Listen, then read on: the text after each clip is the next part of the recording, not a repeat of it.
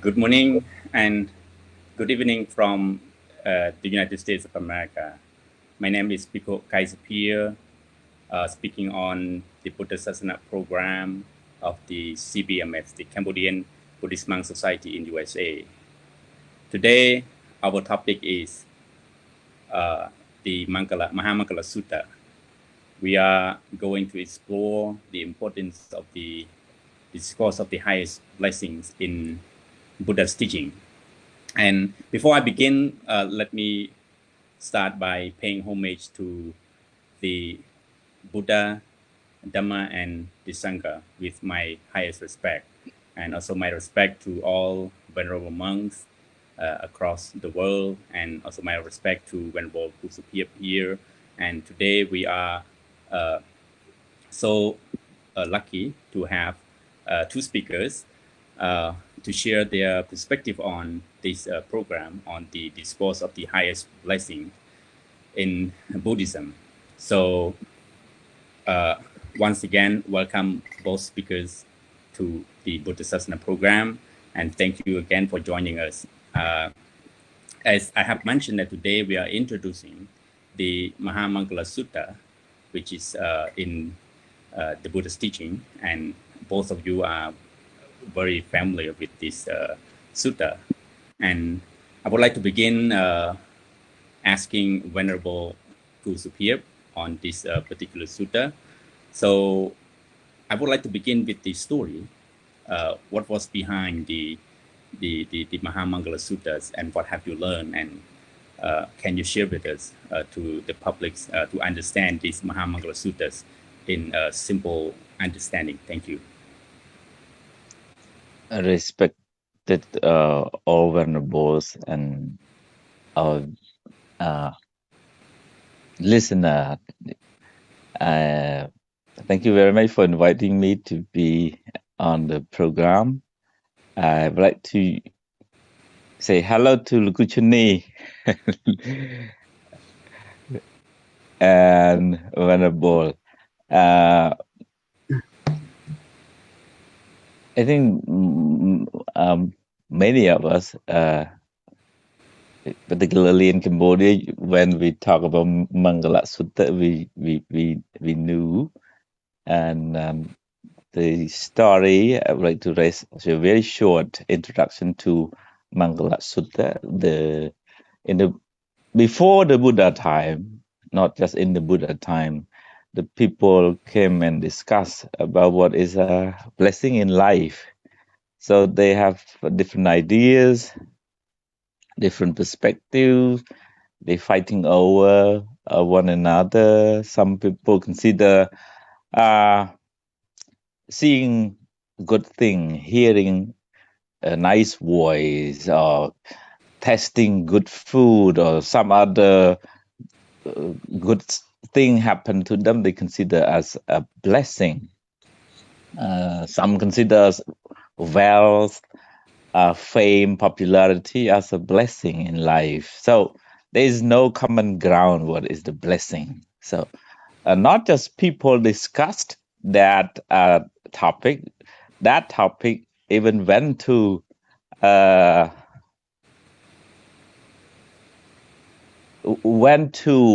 heaven. So the angel discussed, and all with the people discuss about that. And one time they come together, the deva and the human, and they thought that no one can answer to the question, what is the blessing, or how can we get the blessing beside the Buddha? That's why they decided to come to the Buddha and ask for his idea. That's why that Mangala Sutta exists, because of the question of the deva. Thank you. Thank you. So, yeah. So yes, that is the brief story of the suttas, which has been briefed by Venerable Sopheap. Yes, it's important for all of us to learn and understand what is truly blessings, and as an ordinary people need to seek for. So I would like to turn this my questions to Mr. Noem Chhunny, and once again, thank you for joining us again. And as you have participated in this program earlier last week, and we are grateful for your participation and joining us to share your perspective. I also would like to learn more about this. And as a Cambodian, we often seeking for blessings in different ways. Sometimes blindly seeking for blessings to many superstitious belief that has been rooted in our society. So I would like you to share your perspective. What are the differences between Buddha's teachings of the blessings and what our ground root belief in the society before the Buddhism existed in Cambodia? So please share your short ideas on this, and what would you inspire people to believe too? Thank you. So thank you so much for having me. I'm really, it's my great honor to be here on the show with you, and thank you, Venerable Sophea, and may pay respect to the Guru Sopheap. It's my honor to be here. Thank for your introduction to the Mangal Sutta as well. Regarding to this, I mean, this happened even before the Buddha came into existence in Cambodian culture.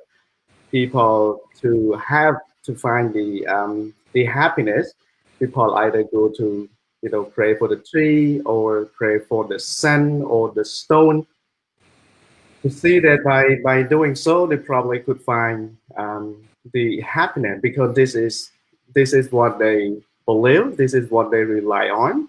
Not just, I think not just in our Cambodian culture, but it existed in many different cultures as well. So this been going around for 1,000 years and years.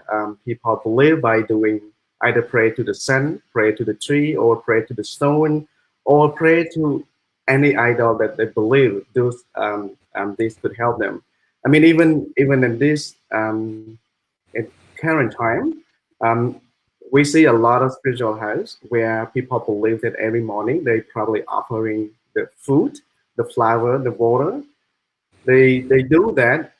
They believe that the spirit will take care of the family. The spirit will take care of the village. Mainly, the spirit will take care wherever they go. The spirit, we call the home spirit, or this the spiritual house. You probably see mostly in Cambodia, Thailand, and in Laos, or in Bali as well. See the small cottage or the small house right in front of each home. That they believe that the deva or the spirit reside in that house. That's why they kind of do offering every day, either flower, water, anything, because that's what they believe.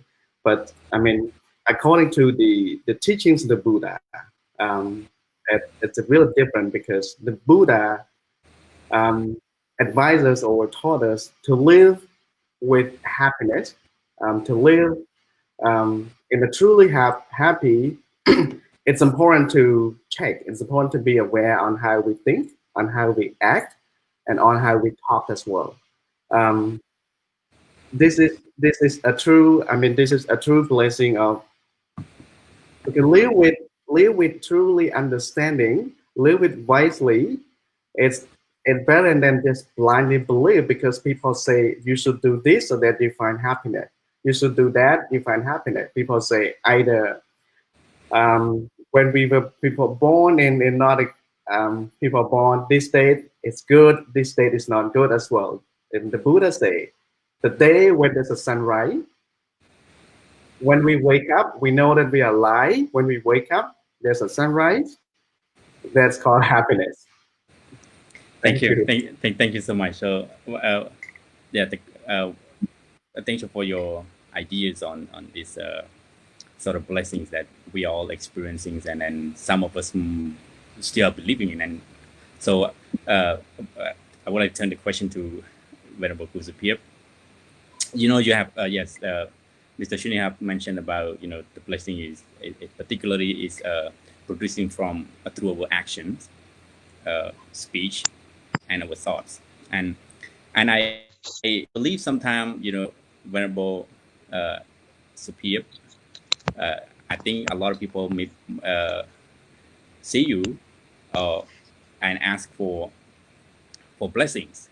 And even when you came to the United States, and people often when they are in trouble, uh, in any circumstances, they are seeking for blessing that they think that monk can grant them empower them or grant the blessings that they want it to be that they would like to have. So I think you are experiencing a lot of people uh, that are asking you to bless them.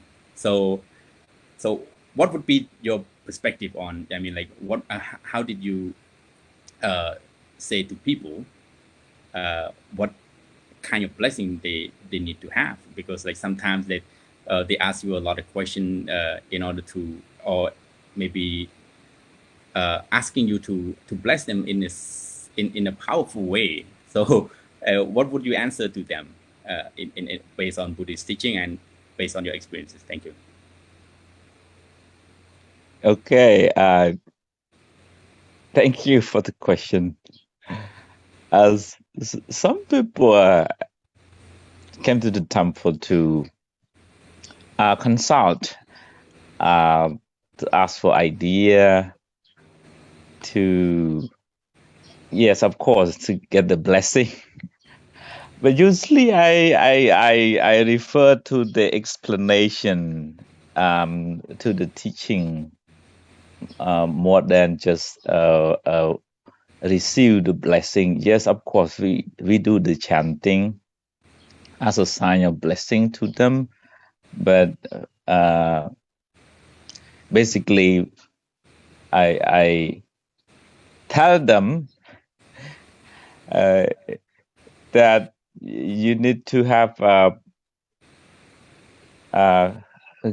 good thought, good word, and good action in order to produce a blessing in life. But coming here to the temple, seeing monks, seeing stupa, paying respect, offering food, it's a sign of good deed, which brings about a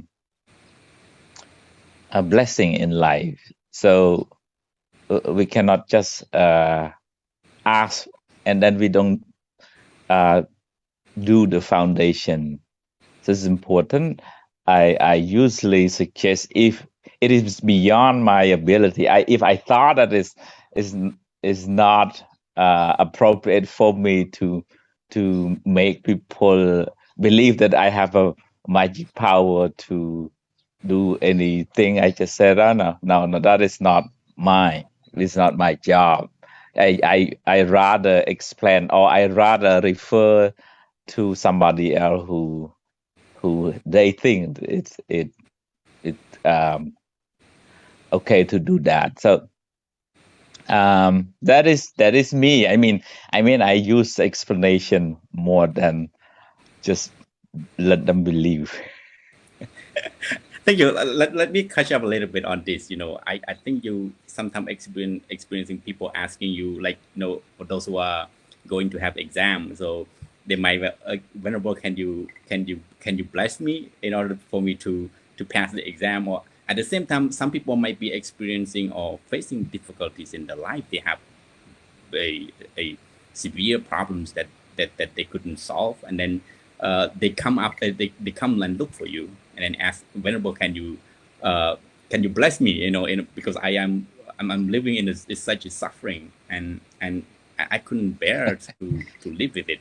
So I think you've been facing this kind of question with the people as you are one of the public figure, and how you handle that and how you explain to the people and guided them to a proper way based on the Buddha's teaching. Thank you. Thank you. A real case, the student came to the temple before the exam. And as for blessing, yes, of course, I do the chanting as a traditional way of doing that.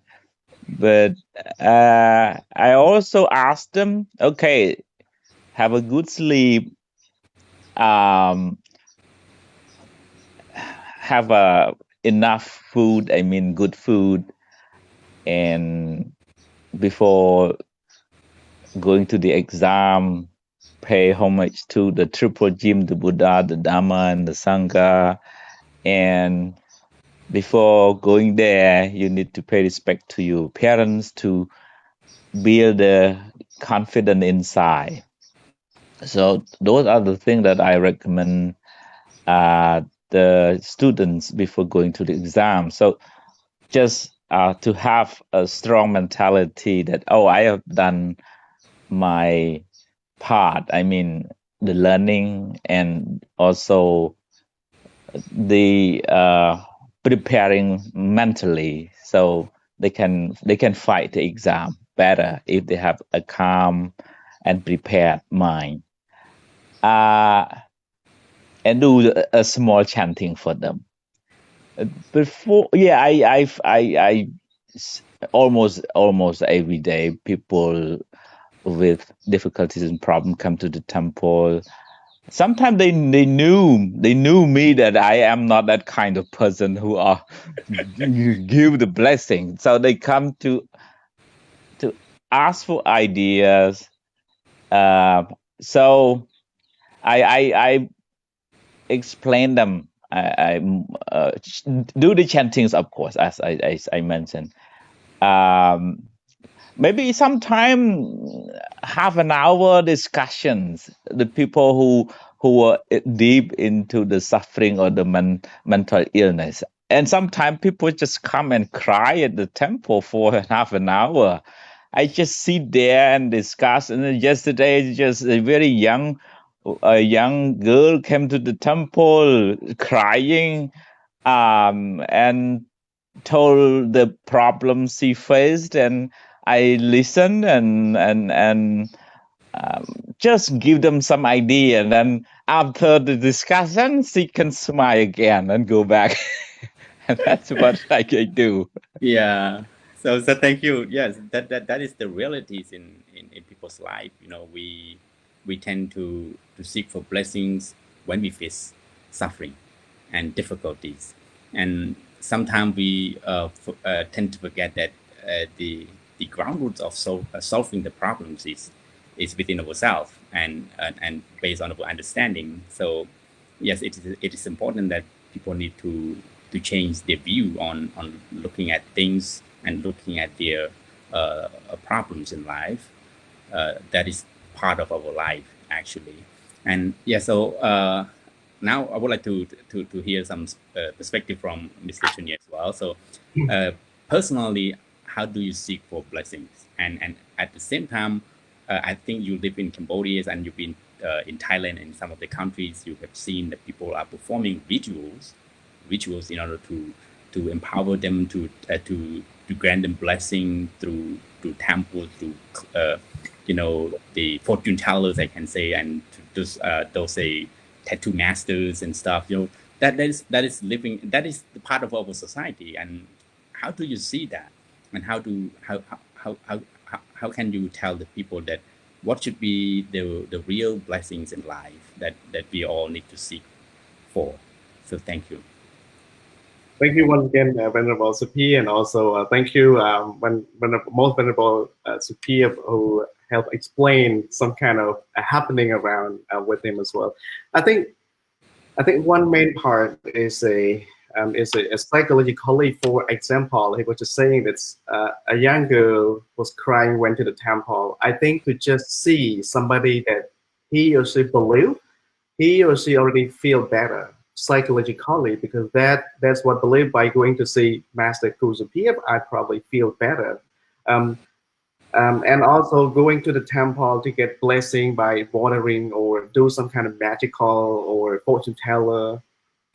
For them, it's just kind of superficial. For them, by doing that, they probably feel happy. They probably consider as a blessing. But I think the most important thing is to explain them what it is. For example, by going to get the blessing, what is it, the story behind, what is it, the philosophy behind, and this is the reality. And by living a as considered as a highest blessing, and what are those factors to help us live with the highest blessing? I would say I would say it's not wrong, but I say it's a part of living a life, as a factor help support us to move life forward. I remember when I was in Bali with Guru Sopheap, the owner of the hotel. Every morning, she do an offering to the Deva, the deity, in front of her hotel with many spiritual houses. And I asked her, what if you don't make it one day? What if there's a day you miss to do this offering? She said, if I don't do this offering, I won't feel fulfilled. So by doing it every day, I live my life fulfilled every day. So I think it's important that to have that what we call spiritual encouragement or spiritual motivation, but not with blindly belief, but not with blindly practice. And it's important to understand. So myself, to consider living as highest blessing, from what I learned from through the teachings of the Buddha, through the life, through the experience of life in the temple, I think number one is important to be aware on our life, because the Buddha said, you are the result of what you were, and you will be the result of what you are. So whatever we do, whatever we think, reflect on our life. Um, will go back to our life as well, based on what we think, what we do, and what we act. Like Master Sophia was just saying, it's important to to lead a life with purity. For example, if you sleep well, if we eat well, if we enjoy with what we are doing, it's a part of blessing as well. So to consider living as a highest blessing, it's important to be aware when we talk, when we act, when we speak. Are those actions reflect in a good way, reflect good action, or create positive impact to the friend, family, or community, or the people that we live with? Or whenever we speak, whenever we act, whenever we talk, those actions create or causes trouble to other people, causes trouble to other community. So that's not called the highest blessing. So the highest blessing is be aware, be mindful of what we think, what we talk, and what we act. That those actions create positive impact to the people around, or to the village, or to the community. Thank you. Okay, thank you so much for this part of this sharing. Venerable Sopheap, I think in your life as a monk, and I believe you have seen a lot of I think I can say many monks who are not just performing the rituals of granting the blessings, but we themselves sometimes doing that kind of or participate in that in that rituals in order to receive a blessing from the monks. And and some people I pick up this story is not this point is not because I don't like what the monk performing the rituals, but I just this is a part of our cultures, and this is the part of our life, and sometimes we intentionally and or unintentionally condemn for those who are performed in such a rituals, rather than and raise the awareness in order to find out and to study the real blessing that we all need to perform and need to practice, but we just straightforward condemn it. But for me personally, I think that is wrong. So I would like to turn this question to you. How do you perceive with the kind of rituals that people are performing, and especially also monks are participating? And I believe it or not, we are not enlightened beings. so sometimes monks also fall into trouble, and we are facing difficulties sometimes. So sometimes they are seeking for blessings from the sangha, from the monk, in similar to the people who are facing difficulties and problems. They're seeking for blessing from the monk. So what do you say to that, and how can you explain and share your perspective with the people that the most important thing, I think, we need to find the intention behind it, that the monk are performing, rather than we just condemn for what they've done. So what do you say to that, Venerable? Thank you. Say to who? Is that say to the monk or the lay people? To both. To both. I mean to sometimes we condemn to sometimes we monk also condemn to those who are practicing those kind of rituals. Okay. I don't. I mean, just comparing, and what should be the best approach in raising awareness to the people that sometimes those rituals are not all bad, as long as they can raise awareness to the people through rituals. Thank you. Yeah. Thank you. So I think it's good to have some time to pay respect, offering the flower to the Buddha, to the stupa, or to the Buddha tree. It's a blessing to have that kinds of reverence or respect to the Buddha, and paying homage or offer food, respect the monks is also a blessing already. I try my best to make short video, to say something about that, to explain what is the blessing and how to get that, as we already talked here, Mangala Sutta. So I would say learning more and sharing more, teaching more.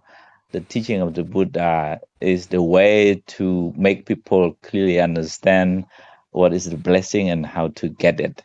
And that is what I try to do my part. I hope that some people get it, and some other monks continue to do more teaching, so people can understand clearly the teaching of the Buddha and what is the blessing and how to get that. And I personally, for example, going out from the temple to anywhere, before going out, we pay respect to the Buddha, to the Dhamma, to the Sangha. In the morning or at night, we just paying gratitude to our parents, or maybe radiate our love and compassion toward all being, including Deva, or we call it angels. So the intention of sharing the love, the kindness to others is a blessing inside. It's already blessing inside. So I would rather explain the very fundamental principle to make a life a blessing. Thank you. Thank you so much. Well, I raised this question because I want to see unity. You know, in order to get people to understand the truth, the teaching of the Buddha, we need to inspire people to come in first, in order to teach them the true meaning of the Buddha's teaching. The Buddha's teaching has to go along with the cultures. That's why we have different traditions and different sects. Because it is important, if we, you know, sometime in the society we are trying to make good of it. We are trying to raise that I'm the best, and the other part is not.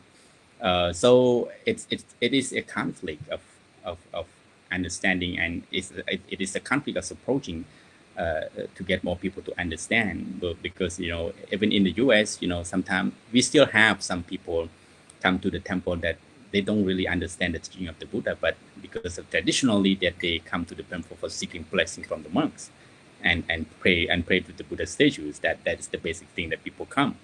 But I know some people are just condemning it because like you are doing like rituals, that is not the teaching of the Buddha, what a blessing, what the bad thing. It's a lot of things, but I don't want people to say that because for personally, because I think that people need to come first before they can learn. Otherwise they cannot understand the truth. If you are not, if you are personally don't do it, that's fine. You because that is, it's not your approach. But you shouldn't condemn it. So again, I would like to turn the question to Mr. Noem Chhunny. I think you have encountered too many different group of people who might be believing, as you are. Of course, you are a meditation practitioner as well and instructor as well. So your belief is totally different. So how do you see other people believe?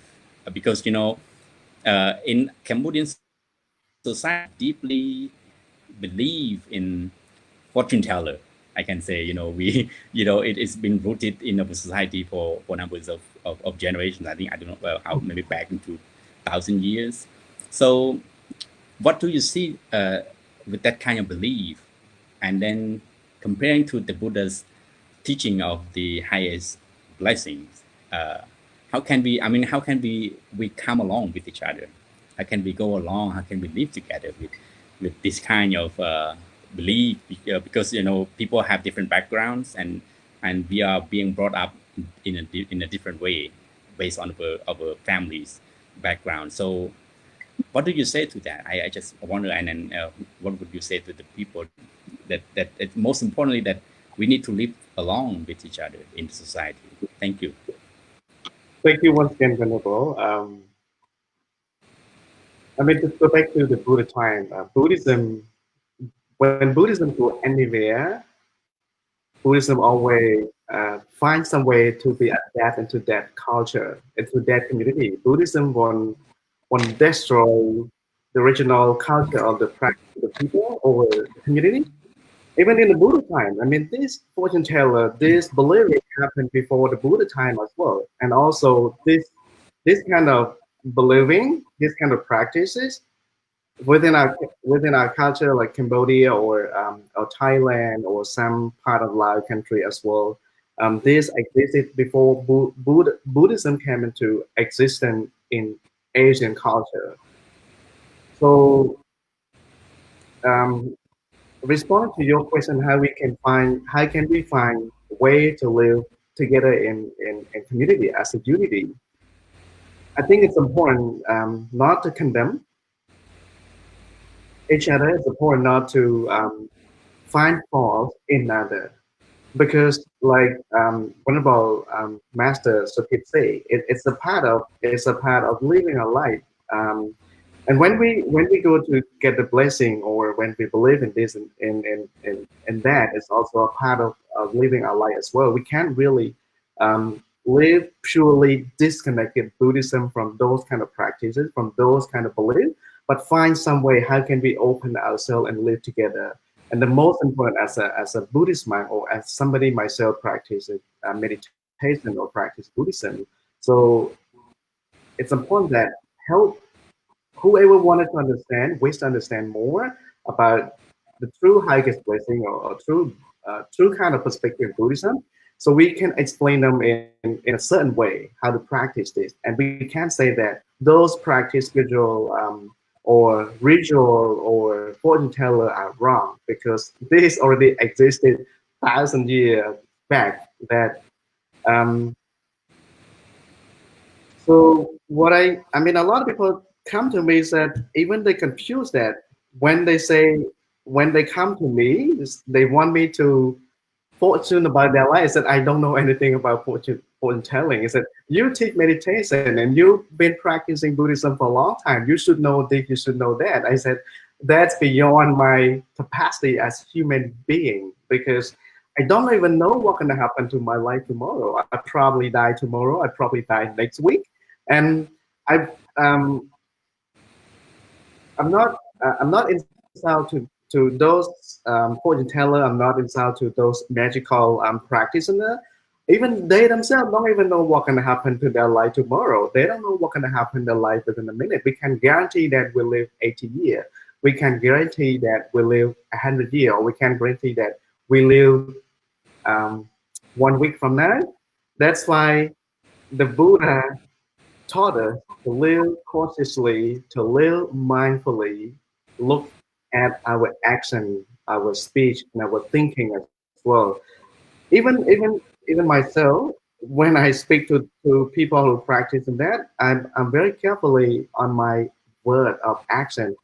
When I say, is it my word hurt them? Is it my word give them some kind of benefit? Is it my word make them down or make them motivated or encouraged about living a life? So I think in summary, it's important that we live in different paths of believing, we live in different paths of practicing, but it's important to open ourselves and accept what it is, because I truly believe that the ultimate purpose of life, we all want to be happy, we all want to live in peace, we all want to live in a harmony community. So why don't we express in a good way with a deep understanding? Why don't we share with love? Why don't we share with compassion? Why are we all insult each other by the end goal? We all want to be happy. If we know that the end goal we want to be happy, so find some way, open up, find some way and live together in a better community by either you. That's why I kind of admire where some leader from different religion, from different community, they all have different beliefs, they all have different practices, but they have a main goal of helping community. They have a main goal of supporting community. They have a main goal of supporting a life based on morality. Thank you. Yeah, thank you so much.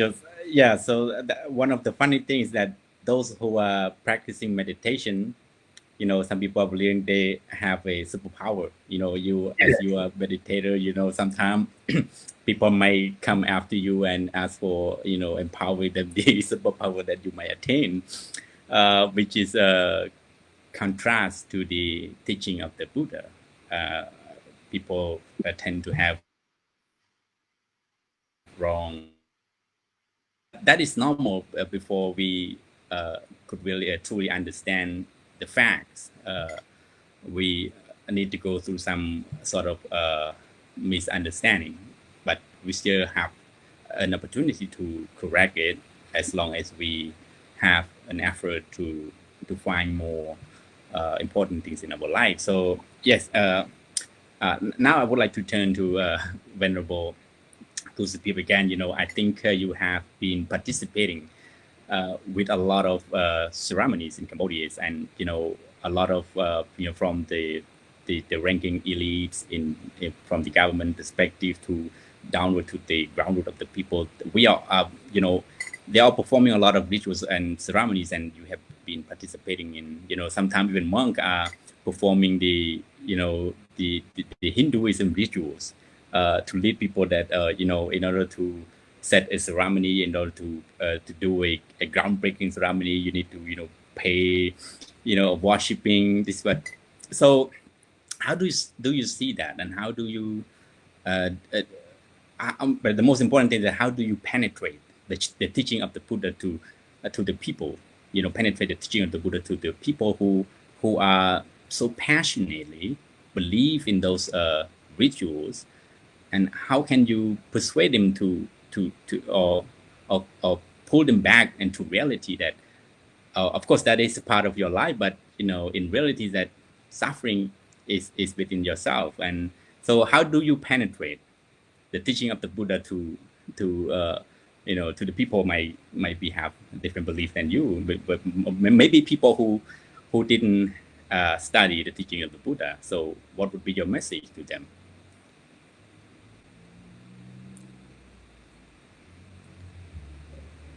I can't hear you. You need to turn on your. Okay. Okay. Yes. Thank you. Fortunately, usually I was invited to give a Dharma talk, so it's time for me to share my idea. Of course, going to groundbreaking ceremony or birthday ceremony and other types of ceremonies. Yeah, that is culture. Yeah, we was invited. We were invited as a monk to be participate in the chanting, eating, and all those stuff. I think we cannot disconnect ourselves from the culture, but I usually be part of the Dharma talk more than the ritual. So it's a good time for me to share my idea. What is the blessing? How to live a happy life? What is the Buddha's teaching? The higher truth, for example, the noble truth, and etc. So those is what I do. I still participate in the rite and ritual. I cannot avoid because that is monk's life. Yeah. So yeah. So it is important. It's important for all of us to try to find a way to live along with a different perspective and different ideas of living a life. And and sometimes we we tend to create troubles by looking at someone else's mistakes and praise for ourselves. My way is better than others, but sometimes people have different situations in and facing the obstacles in life differently. So now we have 5 minutes. One of the of course the highest blessing in the Mangala Suttas, there are 38 of them, and we are going to explore it to have a broader view on these 38 blessings of the Buddha's teaching in the following weeks, and maybe we will invite you into some certain blessings that you are familiar with. And these 38 blessings, is important that we all need to practice and need to understand truly and apply it into our life. And so as we are going to end this program, I would like to have both of you, how would you inspire, or how would you, what would be your message to the people to learn about these 38 blessings of the Buddha? And so I would like to let Mr. Noem Chhunny first, that in order to have a real blessings, why do you think people need to learn these 38 blessings in the Mangala Suttas? Thank you. Thank you once again, Venerable Sophea. I think this is really important. Like Master Sophia was saying in the intro, people are fighting for, people are looking for what is the highest blessing, not just human who live on this planet, but even the deity, the Devata, angel, also searching those to live and inspire life, to live a good and happy life, to consider as the highest blessing as well. So I think it's important that everyone on this planet, every one of us should seek more, explore more what is the highest blessing within our life. We probably live with our culture, a part of it, but also it's important to truly understand what is the main factor to help support us to live wisely, to live, I would say, to live happily, wisely, and with deep understanding of life philosophy. So my encourage for the people to search more, because there's a way Buddha say, what you think, you become. So this is a part of life where the Buddha encouraged us to consider more on how we act, on how we think, on how we talk as well. Are those words, are those acts causes trouble, causes problem? So when we have that kind of reflection, then we come to a way that we start to understand more about life. We start to understand more about living as community, living as a harmony society as well. So I would say for Cambodian people who live in Cambodia or around the world, or whoever are seeking to explore more, to live a happy life, to live a life with highest blessing, find your time, give yourself a space to join this program, the Buddhasasna program, to understand more about what the 38 highest blessing within Buddhism, because that the Buddha explained verse by verse, and also there will be a lot of different speakers to share this opinion, to share this kind of way of life living a happiness, or consider as a highest blessing. So I think it's important that give yourself time, give yourself space to join this kind of program, because you guys can search more, learn more, the factor, the way to live a better and happy life. Thank you. Thank you so much. So yes, Venerable Sopheap, so what would be your message to the people? People tend to seek for blessings, and the most important blessing in Buddhist teaching is, as the first one is associated with the wise.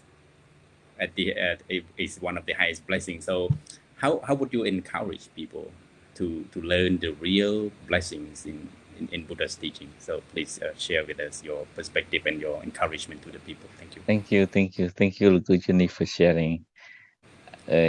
So there's a progressive path to gain the highest blessing. The very first one, like Venerable Sophea already mentioned, is associating with good friends who can bring you about the teaching or doing things much better than before, and showing the path to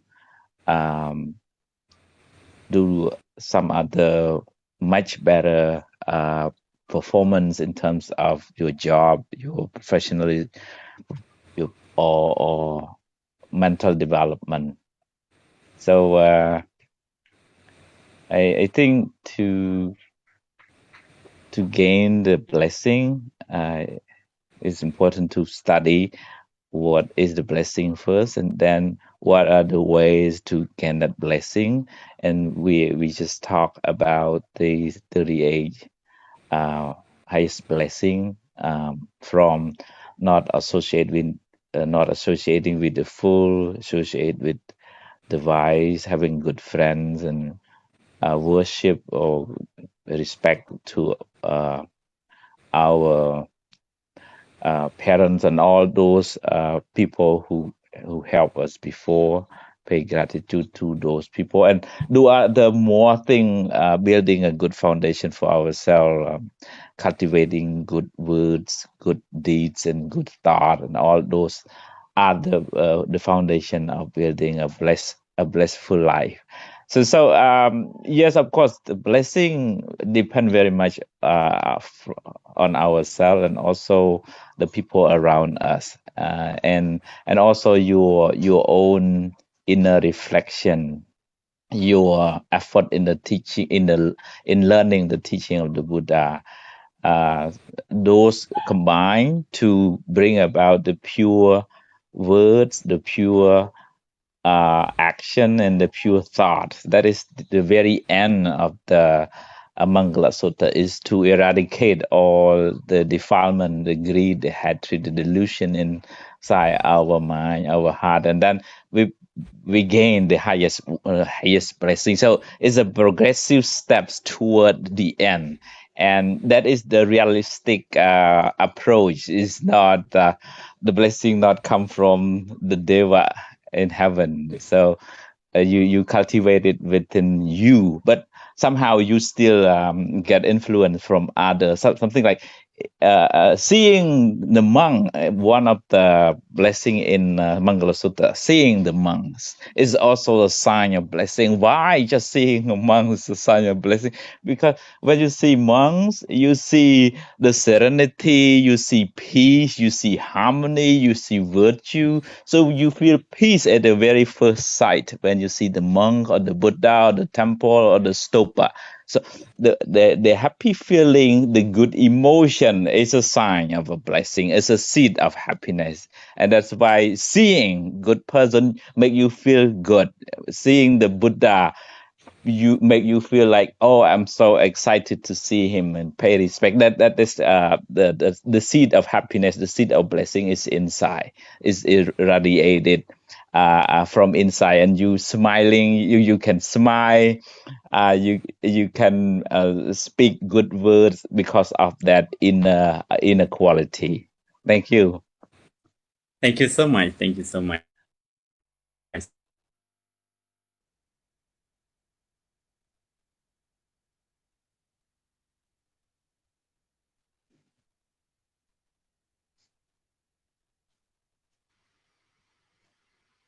For those who wish to learn more on this Maha Mangala Sutta, which is the discourse of the highest blessings in Buddha's teaching, please follow us, catch up with us on the following week, and we are going to explore a broader view on step by step, stanza by stanza, verses by verses of the teachings of the Buddha. So we will invite different speakers, different scholars to share with us what they have learned, what the Buddha has taught. So it is important for all of us to understand the true meaning of blessings in life, and so people can apply and can live happily. So this is the series of teachings of the Buddha, and we hope you will all join us again, and also hope both of you will join us on some we will discuss that in on details about it and on certain stanzas, verses of these 38 blessings. So which one you would like to join with us, and then we will talk again behind the scene. So once again, thank you so much for joining us, and I hope you all have a blessing day and stay healthy and be mindful with your life. And then thank you for joining us. Thank you so much. Thank you.